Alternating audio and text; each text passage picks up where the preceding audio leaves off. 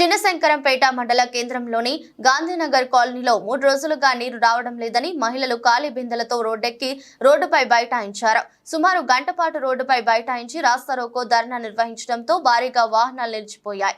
విషయం తెలుసుకున్న పోలీసులు సంఘటనా స్థలానికి చేరుకుని ఆందోళనకారులను శాంతింపచేసి ఆందోళన విరమింపచేశారు.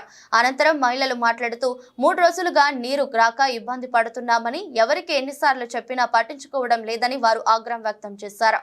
విషయం తెలుసుకున్న అధికారులు స్పందించి ట్యాంకర్ ద్వారా కాలనీకి నీరు అందించారు.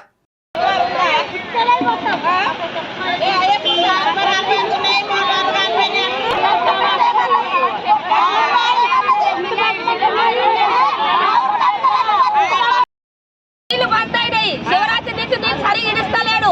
ఇన్నవా కొడు వాళ్ళు అల్లుడున్నప్పుడు నేను ఒక తీరు గిడిచిండు. ఈయన భూమి వచ్చిన మొదలు నీళ్ళు ఒక్క సుక్క వస్తలేవు. శివరాత్రి నుంచి మస్తు ఇబ్బంది అవుతుంది మాకు నీళ్ళకు. ఊళ్ళో 2 సార్లు ఇడుస్తున్నారు. మాకు ఆ 2 సార్లు ఉంటే ఇవ్వకమన్నాము. ఒకటేసారి ఇవ్వగానే ఒక అర్ధ గంట ఎక్కువమని చెప్పినాం. అట్లా ఉడుకుతాం మేము ఇచ్చినాం. అట్లా ఉడికిచ్చినాం. అట్టించినా కానీ అట్లా ఇడుస్తలేడు ఆయన. నీళ్ళు ఇంట్లో ఒక్క సుక్కు ఉంటలేదు. చిన్న పిల్లలు చెమ్మట్టుకు పోతే గుడ్డ ఆడుకుందామంటే నీళ్ళు ఉంటలేవు. నోట్లో బతుకలేసి నోట్లో వస్తున్నామంటే నీళ్ళు తాగని సుక్క నీళ్ళు ఉంటలేవు మాకు. ఒక్కసారి అయినా సరే గంట 2 గంటలు గంటన్నర ఇచ్చినా సరే నీళ్ళు. కానీ మాత్రం మేము మాత్రం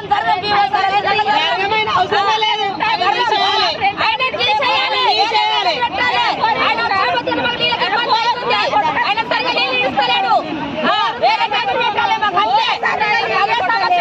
నీళ్ళ సమస్య నీళ్ళాధారం కావాలి మాకేమొద్దు.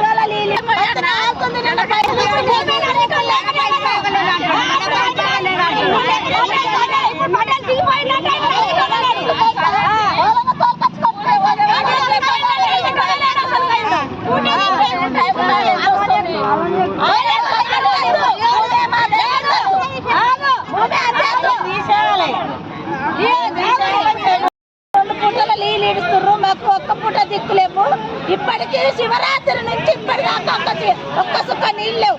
రోజు 3 బిందెలు వచ్చుకుంటూ వస్తున్నాయి. మరి మేము ఏం కడుకోవాలి, ఏం కానుకోవాలి, ఏం పోవాలి. మరి పడిపోయే టైం అయింది. ఇప్పటిదాకా చూసినాము. గుమ్మాన్ని కట్టేస్తారా, నేల కట్టేస్తారా అని అంటే ఊళ్ళో 2 సార్లు ఇస్తాం. మాకు ఒక్క పూట ఇవ్వంటే ఊళ్ళో గుద్దలు వేస్తారా అని ఇస్తానంటున్నావు. మాకు ఇవ్వని అంటున్నావు. ఊళ్ళో పిలిపించుకొని కనిపించుకోరా అని అన్నాడు. ఆ మాట మరి నీళ్ళు లేవు. మరి మా పరిస్థితి ఏంది? నల్లలిపెట్టైనట్టు ఊళ్ళో కనిపించుకొని మమ్మల్ని మరి న్యాయమైతే రావచ్చు, లేకపోతే దిగిపోవచ్చు. అవసరం లేదు.